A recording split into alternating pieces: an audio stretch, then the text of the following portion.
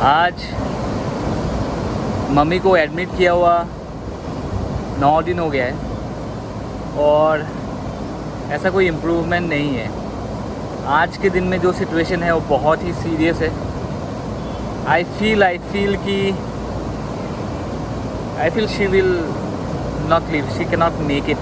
जिस तरह से मैं अभी देख के आ रहा हूँ, जिस तरह से मैं मम्मी को ट्रीट करने की कोशिश कर रहा हूँ, मुझे नहीं लगता वो सर्वाइव कर पाएगी। ये बोलना नहीं चाहिए, हमेशा होप तो रहता है, पर जिस कंडीशन में मैं अभी देख के आया हूँ वो काफ़ी पेनफुल है मेरे लिए। मैं बता नहीं सकता आप लोगों को।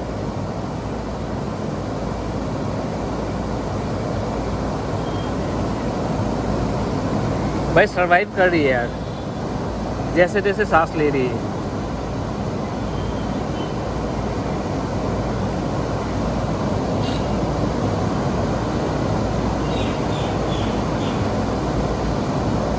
जो लिखा है वो तो है ही, कुछ नहीं कर सकते। मतलब जिस दिन आई थी यहाँ पे, वो तो उस टाइम पे डॉक्टर ने बोला था कि बिल्कुल हम लोग कुछ मदद नहीं कर पाएंगे। मतलब उस टाइम ही मतलब मम्मी का बहुत ज़्यादा तबीयत ख़राब था और ऑलमोस्ट शी वाज, मतलब डॉक्टर ने बोल दिया था, हाथ खड़ा कर दिया था, हम लोग बचा नहीं पाएंगे, उसी दिन बोल दिया था। फिर अगले दिन ऑक्सीजन पे रखा था, वो थोड़ा सा ठीक हो गई थी। फिर डे 3 में वो बात भी करने लगी थी, डे 4 में भी बात करने लगी थी। তোর বেটি বলি নাকি? সৰু বাইদেউ অঁ তুমি নাজানো উঠাই নাই। হা কালি যেতিয়া মই ডাক্তৰৰ ওচৰলৈ গৈছিলোঁ, অঁ সিহঁতে চেলাইনৰ কথা নাই লিখা নহয়। নহয় এনেই ষ্ট্ৰং লাগিছে নাই এতিয়া? ষ্ট্ৰং লাগিছে। হ'ব ঠিক আছে অকণমান। डे 5 में मैंने खाना खिलाना शुरू किया, पर उस दिन से वॉमिटिंग स्टार्ट हुआ। এতিয়া মানে মই ইয়াত দেখিছোঁ ডক্টৰবিলাকে হা কেইবাটাও কথা একো নাই। ইয়াতো এনেকৈ ক'লে। অঁ তাৰ আগতে কৈছে আপুনি টেবলেট খাওক, হেৰি ঘৰৰ পৰা খানাটো আনক, টেবলেট খাওক। এইটো কি হৈছে? সেইটোৱে মানে বমি টাইপৰ উগাই নিছে। বগৰাই আহিছে, বমি টাইপৰ ফিলিং আহিছে নেকি? বমি ফিলিং নাহে, এতিয়া যদি ইয়াত লাগি আছে। এতিয়া যেতিয়া পানী খালে বমি টাইপৰ আহে নেকি? অঁ আহে। তো এইবিলাক ওলাই আছে নেকি? এতিয়া বহুতে খোৱা নাই যে পানীটো, মই অঁ পানী নাই খোৱা নহয়। নাই কোৱা। এইটো খালি উটুটিয়াই শুকাই গৈছে, একো গিলি দিয়া নাই। কিন্তু গিলি দিলে বমি ভাৱটো আহে, এতিয়াও আহে। মানে তাত লগাই থৈছে নে আপোনাৰ এটা বমি নহ'বলৈ হেৰি এটা দিছে? অঁ আপুনি ক'লে খিচিৰি খুৱাবলৈ, খিচিৰি খোৱালে আকৌ ওলাই আহিব নেকি? কিন্তু তাত আপোনাৰ দি থৈছে, চেলাইনতে দি থৈছে। হা অঁ তই ঘৰৰ পৰা ওলাই মই ইয়াতে আছোঁ, মই যোৱাই নাই। মই ইফালে ফালে দৌৰি ফুৰিছোঁ আৰু ক'ৰবাত। বেগত ভালকৈ মোৰ গা চা বিষাইছে নেকি? একো মানুহ লৰাবই দিয়া নাই। ৰ'ব দিয়া নাই, অকণমান টাইম লাগিব। মানডে আৰু এদিন ৰখি পেলাই মানডে ডক্টৰ কলতে ডিচাইড কৰিব যে আপোনাৰ অপাৰেশ্যনটো পেচমেকাৰটো কেনেকৈ বহাব নহয়। ক্ৰেটিনিন লেভেলটো কমি আহিছে। ক্ৰেটিনিন লেভেলটো মানে কি, আপোনাৰ যোনটো কিডনী যোনটো হেৰি আছিলে সেইটো ভাল হৈছে। তো সেইটো মানে তাৰপিছত সিহঁতে ডিচাইড কৰিব যে পেচমেকাৰটো বহাব নোৱাৰে। এনেকৈ বমি নবহক। বমি চমিৰ লগত কেছ নাই, সেইবিলাক আপোনাৰ হেৰি হ'ব, সিহঁতি চাব। বমি সেইকাৰণে দিছে নাই, বমিটো সিমান হেৰি নহয়, ইমান চিন্তা কৰিবলগীয়া নহয়। সেইটো ভাৱ এটা আছে, সেইটো কিডনীটোৰ কাৰণে হৈছে, কিন্তু ঠিক হৈ গ'লে ঠিক হৈ যাব। वोमिटिंग आज तक चली रही है, आज 9th डे है। आज तो इतना ज़्यादा वोमिटिंग किया मेरे आंखों के सामने। सुबह जब मैं आया था, मेरे मुंह के सामने वोमिटिंग हो रहा है और वार्ड बॉय वगैरह वो सब वहाँ पे था नहीं। उनको मैंने हल्ला करके बुलाना पड़ा उनको, तब जाके उन्होंने आया, साफ़ किया मैंने ही साफ़ किया। पूरा वोमिट जो भी था पूरा बिस्तर पे फैल गया था, पूरा वोमिट को साफ़ किया। वो मतलब पेन, मतलब मैं बता नहीं सकता यार। मेरी आंखों के सामने जो हो रहा है ना, मतलब आई एम सो हेल्पलेस। मतलब बहुत ही मतलब मैं बोल नहीं सकता, बहुत ही मुश्किल दौर से गुजर रही है अभी। तो अगर जाना ही है तो मतलब पीसफुली चले जाना चाहिए, मतलब इतना तकलीफ़ में नहीं रहना चाहिए। मतलब मैं आप लोगों को दिखा नहीं सकता, 1-2 फ़ोटो दिखा सकता हूँ।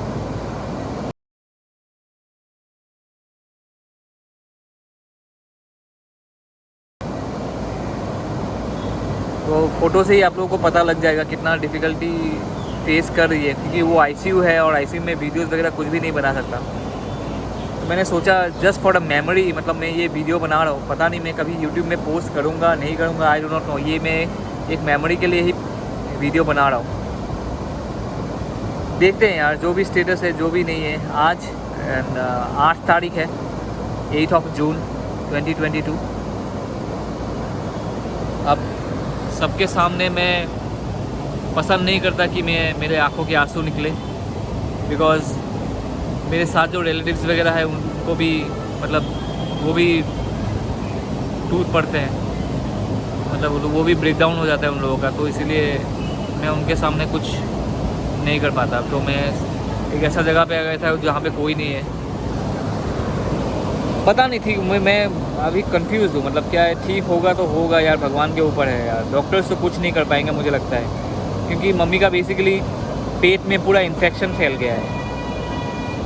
एनीवे, जो भी होता है आप लोगों को पता चलेगा। अगर ये पोस्ट करता हूँ तो आप लोगों को ये वीडियो दिखेगा। अगर मम्मी नहीं रहती है तो आप लोग मेरे मम्मी के लिए प्रे करना, उनके सोल के लिए। She was a very good woman, सबको हेल्प किया, सबके पास गया, सबको हेल्प किया, हमेशा रिलेशनशिप मेंटेन करने की कोशिश किया। मतलब आज के दिन में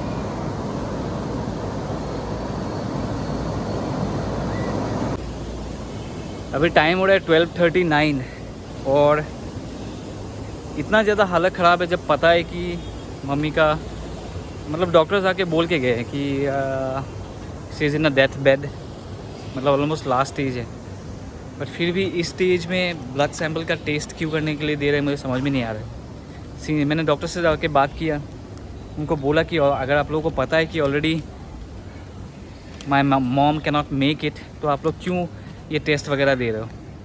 तो उन्होंने बताया कि वो जूनियर डॉक्टर था, उन्होंने बोला कि यार जो मेरे सीनियर डॉक्टर्स है जिसने जो बोला है मुझे तो वही करना पड़ेगा। तो मैं भी अभी देखिए अभी तक खून चूस ही रहा है डॉक्टर्स, मतलब अभी जब उन लोगों को पता है कि my mom will not survive, but फिर भी मेरा रिस्पॉन्सिबिलिटी ये कि मेरा लास्ट होप यही कि होप है कुछ या है नहीं है पता नहीं, मैं फिर भी मैं देने जा रहा हूँ। ये अभी बताएंगे, आगे आपको अपडेट देंगे। पहले ये दे के आता हूँ, जो भी अपडेट होगा आपको मिलेगा।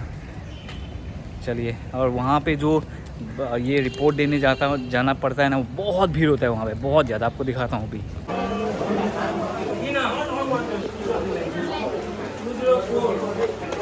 सो वो जो ब्लड सैंपल था वो मम्मी का लास्ट ब्लड सैंपल था। उसके बाद ब्लड सैंपल मतलब क्या, ब्लड सैंपल तो दिया पर उसका जो रिपोर्ट आया था वो कलेक्ट करने गया ही नहीं था। बिकॉज़ जब मैं वो जो भी टेस्ट था वहाँ पे जमा करके आया, फिर वापस मैं जब हॉस्पिटल में आया कुछ देर के बाद मम्मी का मतलब डेथ हो गया था। तो उसके बाद फिर हम लोग अपने जो मेरे फादर का एंसेस्ट्रल प्रॉपर्टी है शिवसागर लाकुआ में, वह सामने ही है, तो वहाँ पे मम्मी का जो भी लास्ट सेरेमनी था, जो भी लास्ट राइट्स था वो यहीं पे किया। आप लोग थोड़ा सा वो वीडियो देख लीजिए।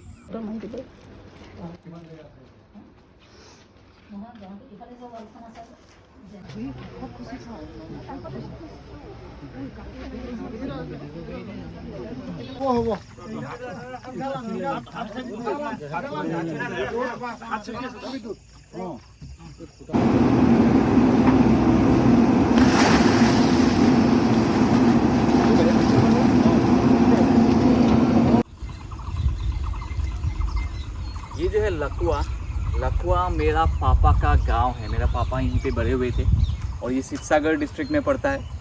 निमोनागढ़, जहाँ पे आप लोगों ने देखा मेरे मम्मी का मतलब टूम, जहाँ पे हम लोगों ने मम्मी को अपना सेमेट्री बनाया है, वो है निमोनागढ़, वो भी शिवसागर में पड़ता है और वो मेरा पापा का ज़मीन है।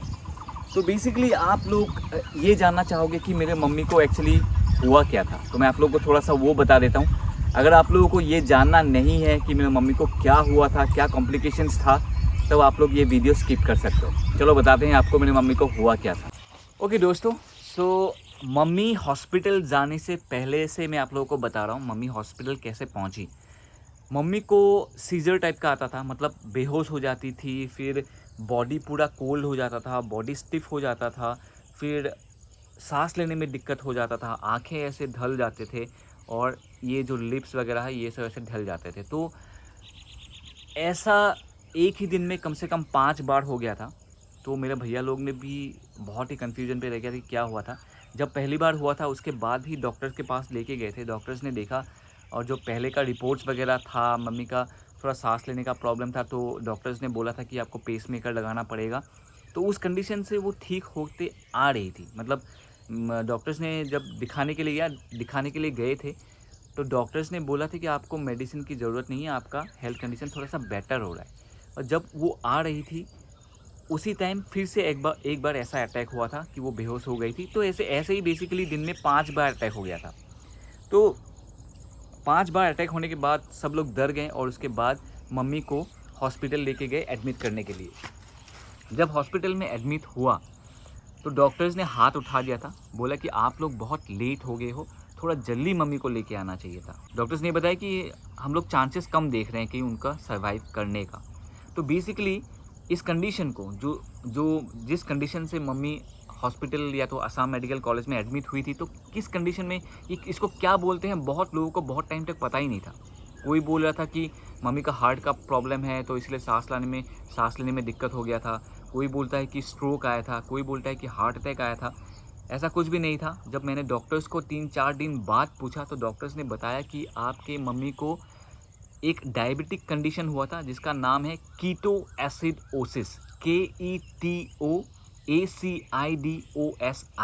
कीटो एसिडोसिस हुआ था।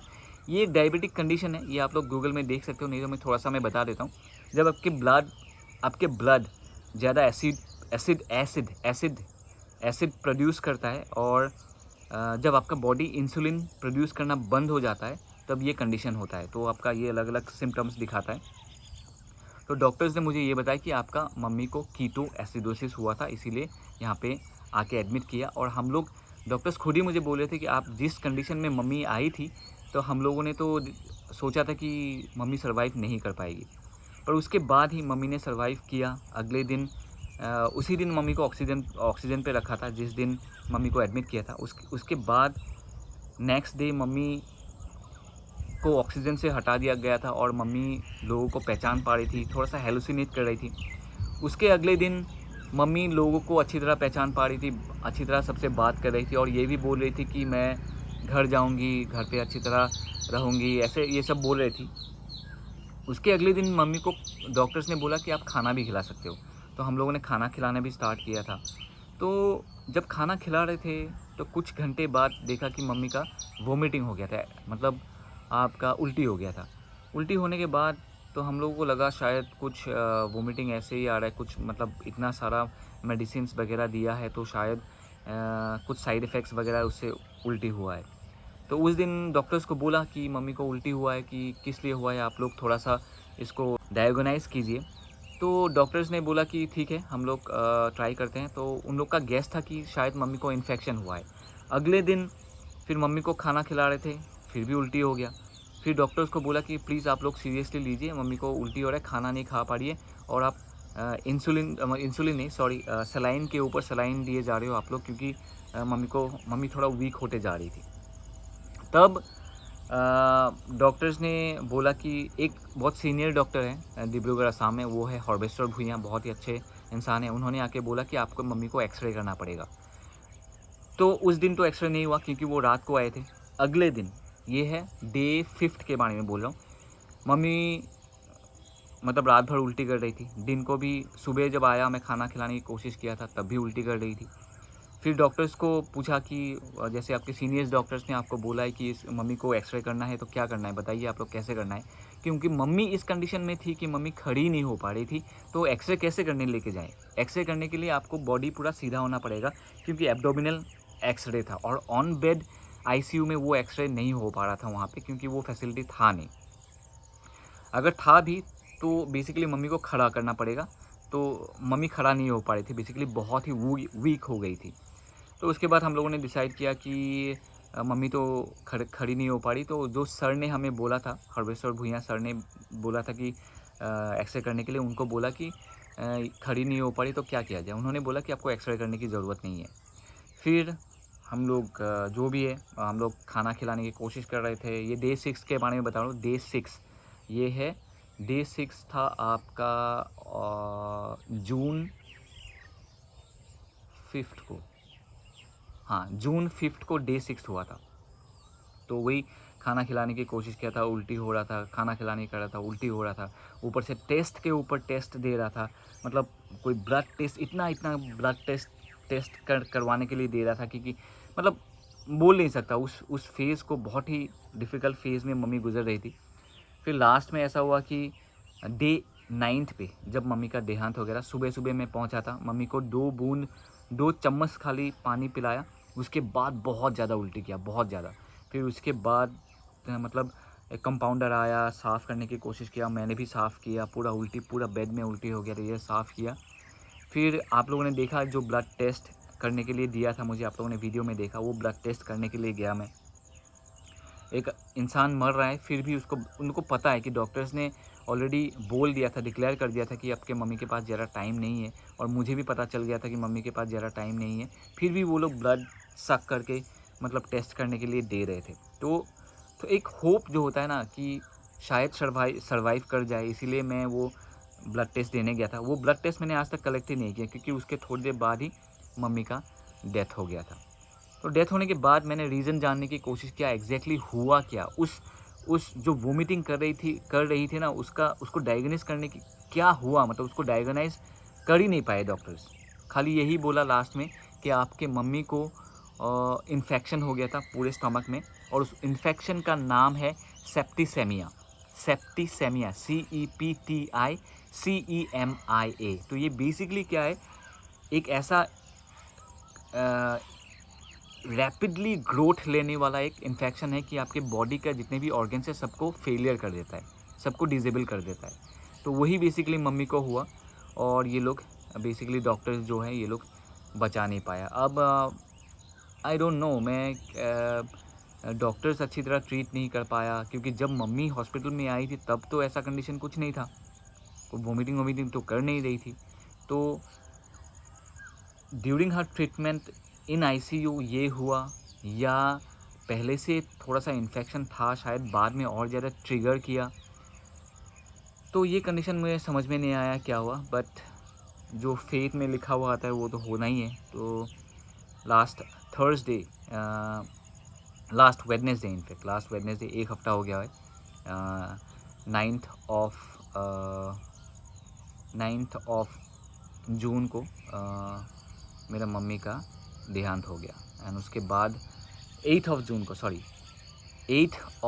जून को मेरी मम्मी का देहांत हो गया। एंड हाँ, अभी मैं लाखवा में हूँ, क्योंकि यहाँ पे ही सब राइट्स वगैरह हो रहे हैं। जो भी अभी दशाक्रिया होगा, उसको हम लोग एसएमएस में दोहा बोलते हैं। अभी परसों सैटरडे को होने वाला है, और कल से मेरा व्रत है।